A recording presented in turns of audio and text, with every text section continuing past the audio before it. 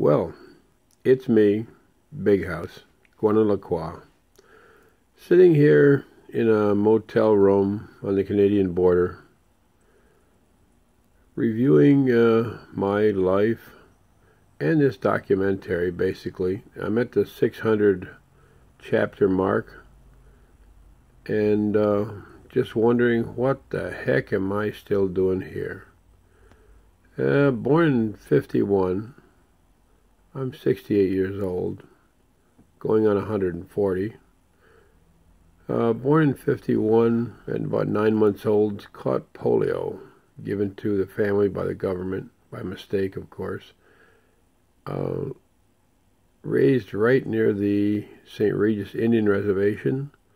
At about 6 years old, 6 to 7, almost 7 years old, I caught leg perthes, a bone marrow disease which is supposed to have put me in a stretcher or a wheelchair for life. Well, it didn't, but my cheese slid off the cracker, I guess, and turned me into a traveler. And I've traveled ever since. Every second I can travel, every place I can travel.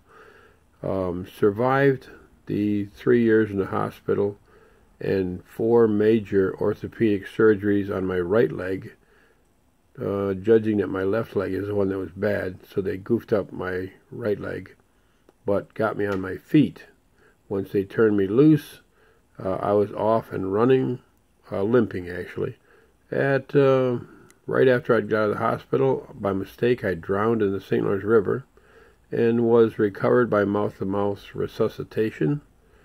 And I never really believed that I was going to live past 30 years old. So I adventured as much as I could.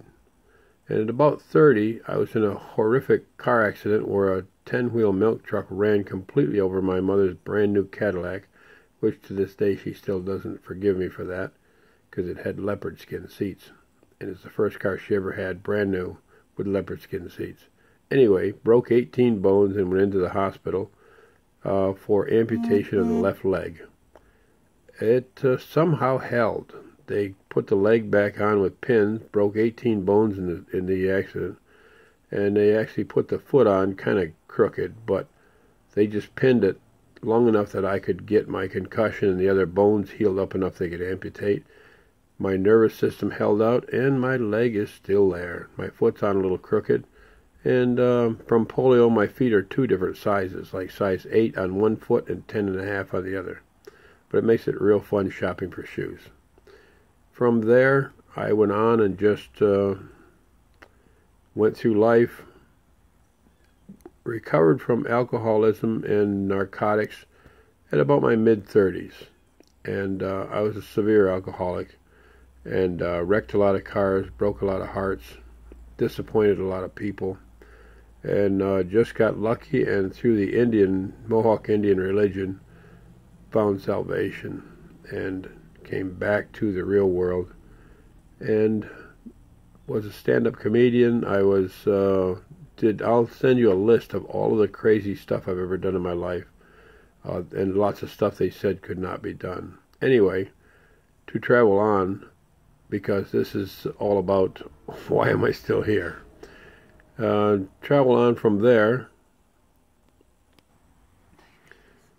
So as fate would have it, I had heart failure on stage in Cincinnati, and then again in Wapakoneta, Ohio the next night. And I had 10 heart attacks in 4 days.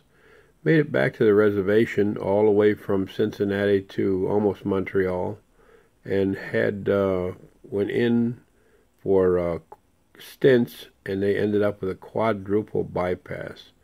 Eventually put a pacemaker in me because I was borderline heart failure, and I was driving coaches at the time, executive coaches, so I didn't want to kill anybody on the highway. Had the pacemaker put in, had a defective pacemaker put in, and it tried to kill me. And if you ever want to see the story of my pacemakers, look under YouTube under pacemaker hell. And then had that pacemaker replaced, and it was put in defectively with staph infection in the wound site. So I had that swell up on my chest the size of a small soccer ball, and it tried to kill me.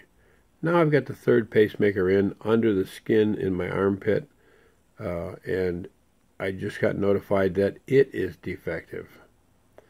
So that's got to come out or be replaced. It's just been one heck of a thing after another, but still in a positive mood, and started this documentary about 2 years ago, and I'm at chapter 600, heading for 1,000 chapters, just to show the world that I'm serious. I don't charge anything, I don't pay anything, I fund the thing all myself, and hopefully I'll live long enough to complete the darn thing, but this is my 600th chapter, and just thought I'd stop and say hi and say, why the heck am I still here? There's got to be a reason. Not ever sure what it is. Oh, I forgot to mention, I'm type 2 diabetic for the last 15 years, and while in Florida, stepped on a roofing nail, a rusty old roofing nail, and almost lost the right leg through MRSA, and I mean within 48 hours. That swelled up and still lost the feeling in that foot. But with post-polio, I've lost the feeling in the left leg below the knee anyway. So I'm not complaining a bit. I'm the luckiest man on this planet, because at 68 years old, for whatever reason, I'm still here. And plan on finishing this documentary, and I hope to live even after that. So there you go. You asked for it. At every mile marker, I try to put a little bit more about me in there. Sorry to all you relatives and friends. This is Big House, Iroquois. Keep on marching. Thanks. That definitely had to be in there, the diabetic, because that makes it even